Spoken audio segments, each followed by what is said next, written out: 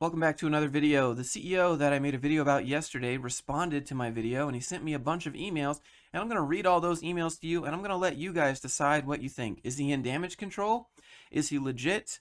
What do you think? But I feel like you should at least hear his side of the story. If you didn't watch yesterday's video, it was about how the CEO that I'm talking about now was offering a job, and then as part of the interview process, he was asking people to make a little write-up, a 1,000-word write-up, but then he took that write-up and posted it on his website where he was going to charge $1,800 for the completed version of the document, and ghosted the job applicant. But he says he wasn't ghosting the job applicant, and as for taking his work, he doesn't deny that. He says it was a lapse. You will have to write a 1,000-word analyst on a farm tractor market in China. Now let's pause right here for a second. Farm tractor market in China. Look at the title of this page up here. Farm tractor market in China. Pawan's Google Docs. You can see all the edits he's made, things he's changed, so on and so forth. This is proof that this is his document. Just take a look at this right here. Key findings, market segmentation, horsepower, driveline type, all this stuff. Now I'm going to go to this man's website. Key findings, market segmentation, horsepower, that's exactly this. End applications, that's this. Driveline type, market forecast. One thing I want to make clear is don't go harass these people. Don't go DM these people. And this guy sent me some screenshots of some stuff you guys are sending him. Like one dude's like, I'm going to DDoS your website if you don't stop doing, like, you can't DDoS, bro. That's a federal offense. And one dude sending him a bunch of slurs and profanity. Don't go do this. When I say spread the word and avoid this person, it literally means avoid. Don't go to that person. He says, hi Joshua, can we have a word about the video you posted about me? Firstly, we do not ghost on people. One look on LinkedIn about our employees will tell you that several people have got internships and jobs via LinkedIn, and sometimes it takes us more than 3 months to complete job process because we are a small company. You say to me, sometimes it takes us more than 3 months to complete a job process because we're a small company. I mean, it didn't take you very long to take this man's work and upload it to your website. That was there for a long time.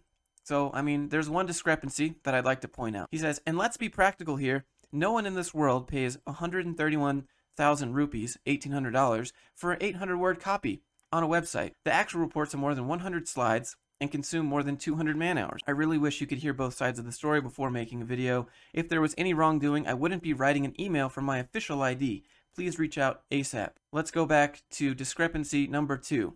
And let's be practical here, no one in this world pays 131,000 rupees for 800-word copy. This is irrelevant. It doesn't matter.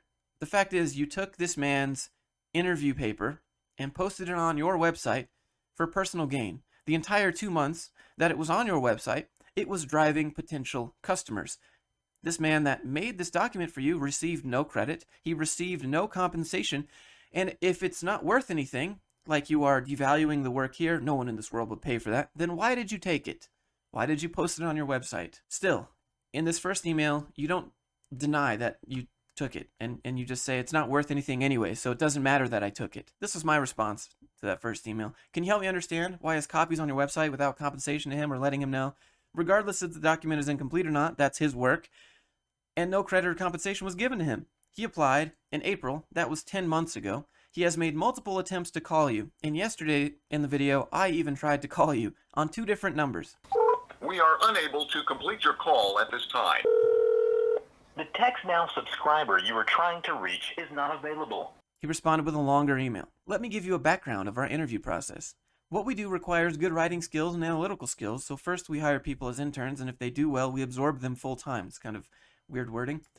We get more than 500 applications for one internship position, so we have to be selective. So the first part of the assignment is a short 1,000-word write-up. Based on the write-up, we shortlist candidates for interview, and if the interview goes well, we process the offer letter.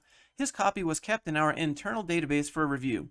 Was not meant for upload, but you did upload it. He says it's a lapse from our side, but also remember the description posted on the website means nothing if you can't provide more than 100-slide study to the client, which consumes more than 200 man-hours.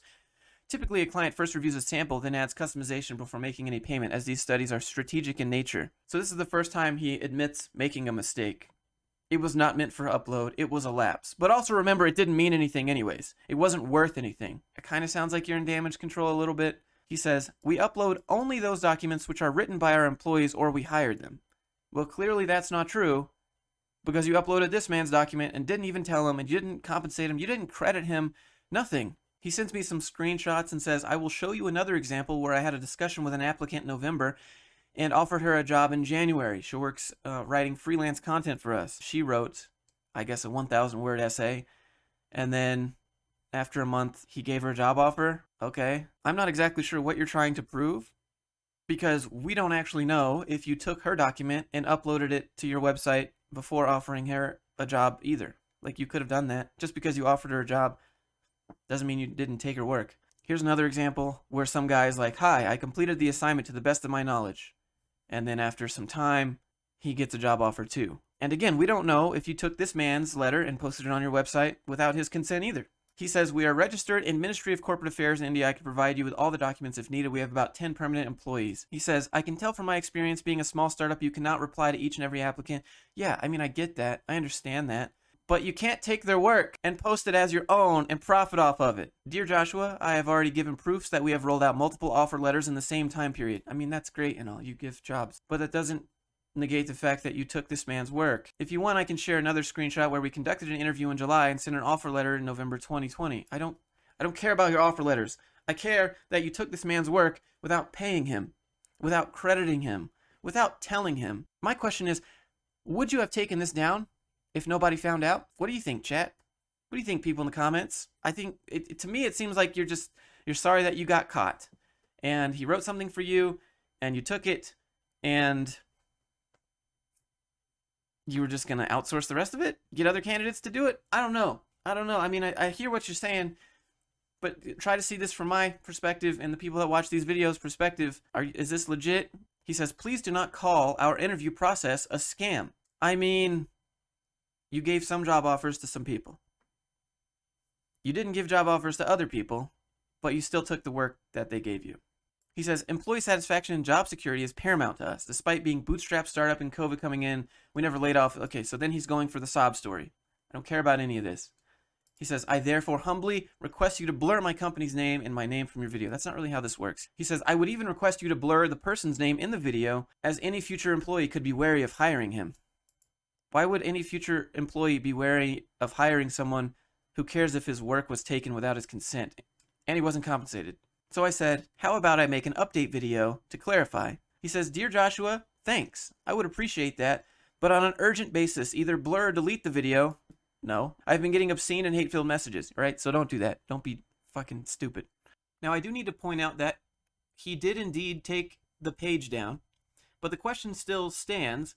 Would he have taken this down if no one caught him or said anything?